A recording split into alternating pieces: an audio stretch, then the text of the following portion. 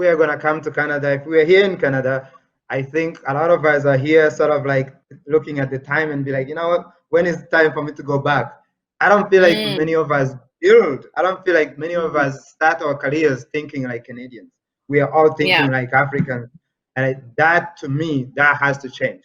Because if Yeah. you really want to build an African Canadian community that is strong, like we see Indian, the Jewish community, the Chinese community, you've got to build businesses, you've got to be in leadership, you've got to have Yep. structures.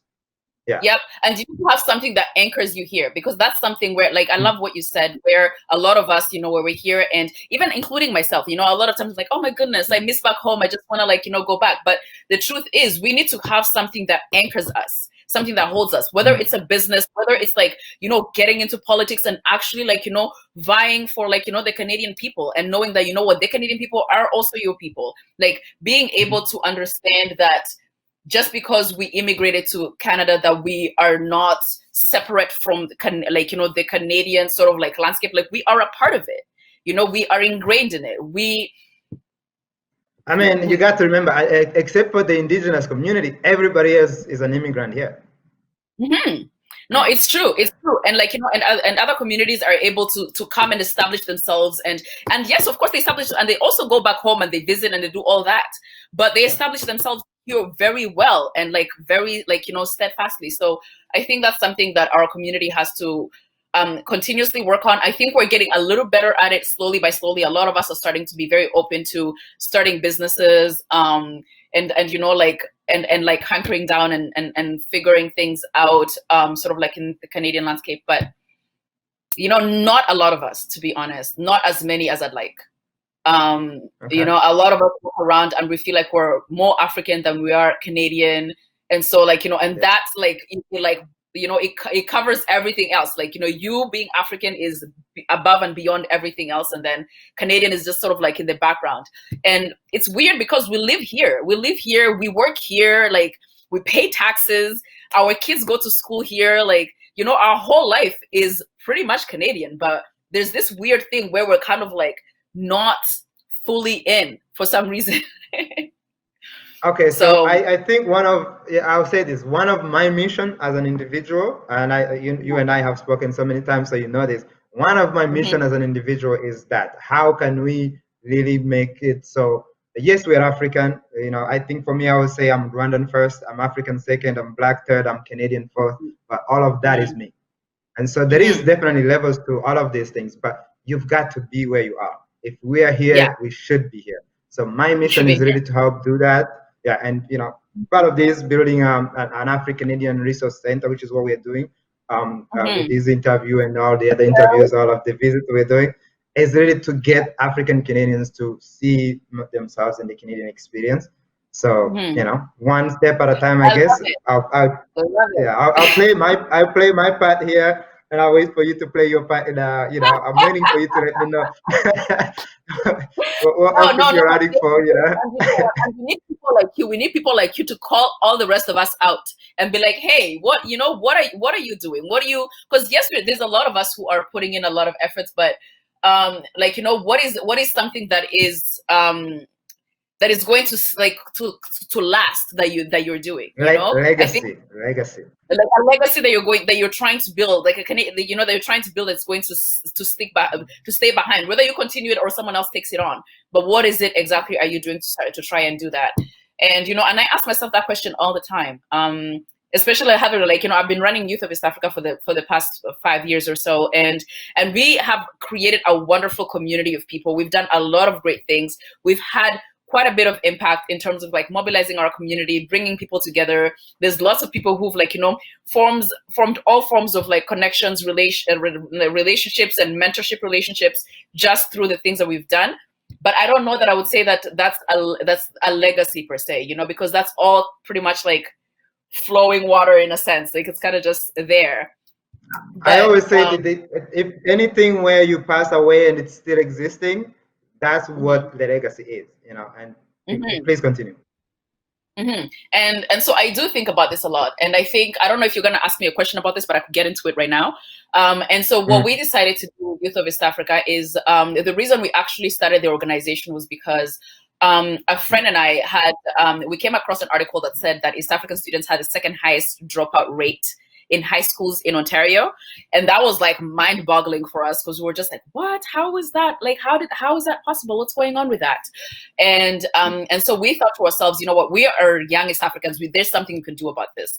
And the plan was always for us to find ways to engage with young East Africans who are still, or students of East African background who are still in high school, to try and actually, like, you know, mitigate that and like reduce those numbers, or like completely, like, you know, slash them out, like completely take them out, because it's not okay that all these kids are dropping out of high school. That completely changes their, you know, their trajectory in life. And so we decided that we were going to do that. Now, before we could do anything like that, we needed to mobilize our community. We needed to know who our community is. What are the resources that they can give us without us going out to ask for it from like, you know, externally. And so what we did in the past 5 years was build this community that we have now. And the good thing that's come out of it is now we actually have a high school mentorship program that we're doing in partnership with the Toronto District School Board. And things are a little in the air right now because of everything that's happening with COVID. But the program is a fantastic program. It's a mentorship program that is geared towards Black students, not just East African students, but Black students, because Black students, to try and create a space where we bring mentors to speak to these students and diversify what they think of themselves in terms of like the career choices they think that are available to them. Because based on like the little research that we did, we found that, you know what, when you come from, depending on like the different sort of like space you're coming from, or your background or your culture, a lot of us are not taught about so many different career paths that people take. Especially, like, you know, coming in as an African immigrant, like, you know, you think, okay, you're going to be a doctor, an engineer, a lawyer, maybe, I don't know, like a few other things in between there. But, you know, there's like thousands of career paths people could take, and people don't really think about it. And so what we decided to do is, as an organization, we've decided that the legacy that we're going to leave behind is making sure we create space where we, not space, but just even opportunities for Black students to be able to be shown the diversity of careers that are, like, you know, that span the globe, you know. And so that's where we're starting from. And and I mean, you know, like we're still in the beginning stages of that, so nothing crazy has happened yet, but we're still in the beginning stages. But that's good, that's amazing. I know, I will say this though, because obviously it depends on how much time you have in terms of like getting onto like paperwork and applications. But there is a lot of funds for this particular kind of programs. So if you have time, if it's something you're willing to explore, you and your team. For example, right now, part of what we got the funding for this time around, the second round of that is open now. Actually, yesterday, I believe I received an email where they have actually opened up the second part of that, where the funds are coming directly from the government of Canada, but through either Red Cross or United Way. And so if you're an organization that's already have a plan like this, honestly, I think you should go ahead and apply, whether you need a trustee or not. No, I would absolutely love to get that information, because, you know, this is technically the baby of what we've always wanted to do, and we want to do it right from the beginning. We want to be able to say, like, you know, our goal is to impact 200 kids by the end of next year. So if we're able to do that, that will be fantastic. And any support I can get, I'm taking it. I'm sending you, as soon as we finish this phone call, this interview, we're gonna send you the same email, the details from the email. All you have to do is just an email, let them know what you're doing. They'll send you an application. You should, and we have other ones too. As long as you have the time to put in and get this paperwork done, the funds are available for something like that for sure. I don't want to guarantee because I'm not the one, but all I know is absolutely. And I'm really glad that you're able to share this with me, because another thing that I think about is, you know, there's a lot of resources, and there's a lot of resources that are available to our community, and a lot of us never really know about it because information is not passed around. Is easily passed around, and I don't think it's because people are being stingy and they don't want to. I think it's just there's like a lack of communication and like connection. There's no connection for us to be able to have the streams for people to pass on this information. And so, you know, you doing something like this is fantastic because, like, you know, all of us who are going to watch, we're going to be able to say, oh my goodness, there's this organization that I didn't know existed. And, you know, what are the different ways you can communicate and get together and, like, you know, whether we work together or not, or even if it's just like sharing information, that's something that is needed that I think our community has been lacking for a long time. No, yeah, absolutely. And I know throughout the last few months, we're looking for organizations in the African community that are actually doing work. And so I was really looking, and I know some of the organizations, but also because you're trying to do this for the first time, I had to be careful. Okay, so these people, if I connect them, will they be able to actually deliver? But for individuals like you with the organization that I know you've been going for the last 5 years, all I have to do is just say, you know what, you need to be able to apply, because as soon as you get that, I know you're gonna do good with this kind of funding. And so yeah, and that's what we're trying to do with the platform that we're putting together right now. So you mentioned that you have research on Black youths in general, about the high school dropout and all of that. That's another thing we might actually ask you for. If you have the research, that'll be something that we can put on our platform as well for other people to access. But that's part of what we're trying to do. Like, how do we get everybody to get to one place, find all the resources they need, and if you go to East Africa, it's just a click away. They want to go to any other organization, it's a click away. So that's really what we're trying to do with this. Yeah, so we're definitely gonna be reaching out for that as well, so we can actually place all of this in one place. But absolutely, we could talk forever, NEMA, because we're fitting this into an hour program. Maybe my last question to you is, where can people find you, and maybe touch on some of the upcoming programs that you have, and then let us know. Okay, so places that people can find us, Youth of East Africa. We have a website, youthofeastafrica.org or .org. It's easy. If you can get on the website, all our contact information, our social medias are on there.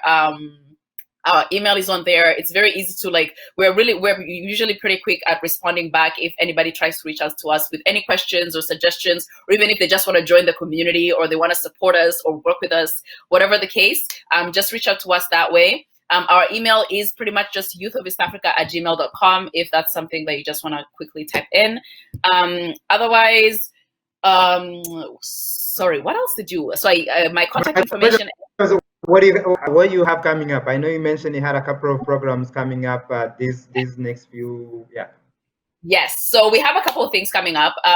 So there's the high school mentorship program that I just talked about. And so that high school mentorship program right now, because things are with the school board, we're not exactly sure. They're not exactly sure what's going on with them either. So it is going to be starting in January. And what I will be looking for are mentors. Anybody who is currently working professionally, who was willing to come and speak to high school students about how they got to their career, what their schooling was like, what their experience has been working as a Black individual, as a Black person in Canada. Anyone who wants to share that kind of information with students, it's going to be a virtual space, so you don't have to go anywhere. You just, wherever you are, you, like, you know, call in and we can sort of like work it out. If you want to sign up for that, please. Our website has literally all the information you need for you to sign up. There's a form that you can fill in for us to know exactly what your career is. Sorry, not what your career, but what your what field you're in, so we can figure out how we're going to connect you with the different students. Another thing that is coming up is we have a finance workshop that we're running. One of our team members is running. And our finance workshops are usually quite popular because we pass on tons of information, from budgeting to investing to mortgages. Like, there's just lots of information that are going to be thrown at you. So if you're really interested in that, please check our website or our social medias. The day that we're running it will be on November 4th. It's a Wednesday. It's likely going to be around between 7 and 11. We haven't really decided on a time yet, but it's going to be in the evening between 7 and, let's say, 9 or so, or maybe 6 to 9. We haven't, sometime around then. And then we also have a virtual social event coming up. That's going to be a lot of fun. There's going to be some trivia questions. There's going to be music. There's going to be just like random chats, people just talking to, like, you know, just get the juices flowing. And that is going to be happening on November 13th. So yes, that's it for me. Thank you so much. And I know, thank you much. And I look forward to the virtual event. And also let people know, it is the Youth of East Africa on Instagram, right? Yes, yes. Youth of East Africa on Instagram, Youth of East Africa on Facebook. We have a Twitter, it's Youth of EA because Youth of East Africa was too long. But if you want to follow us, our main social media are Instagram and Facebook. So Youth of East Africa on Instagram and on Facebook. Easiest place for us to follow to get all the information on everything that we're doing. And if you have any questions, youthofeastafrica@gmail.com. Shoot us an email. We'll get back to you prompto. Thank you so much, NEMA. And like I say, we can talk forever, but let's save some for the next time you join us. Really appreciate you joining me this afternoon, and we look forward to seeing all of this work that you have in place. And of course, like I say, we're gonna keep in touch and work just to get our people where we need to be. And absolutely, in the meantime, you're doing such wonderful work. This is like, I am so glad that you finally decided to, like, get in this space and run this, because I just see great things coming. So thank you for having me. I really appreciate you thinking of me and our organization and giving us this platform for us to be able to to pass on our message and say the things that we're doing. It means the world. Thank you. Absolutely, you guys are doing incredible work, and all we want to do is highlight everybody's work, to be honest. And I don't want to go any further without touching. I mean, East Africa, that's my home. You guys are keeping it. You're doing what needs to be done, and that's really what we want to do. Just highlight the work and allow people who are giving their own free time to at least for people to see what you're doing. Because I think sometimes we do the voluntary work and people don't realize how hard it is to do this. And so if we can just, if we can shine the little light we have, if we can shine it, hopefully there will be bigger lights that come and, make sure your work is well highlighted. Honestly, very true. It's very true. Like, if you shine light on, and you never know who's going to see it. Like, someone might be like, this is exactly what I needed. And so this is a fantastic way to do it. Absolutely. So again, thank you so much for joining us. And we hope to do this again. In the meantime, stay safe. Stay safe. Stay safe you as well. Thank you. Thank you.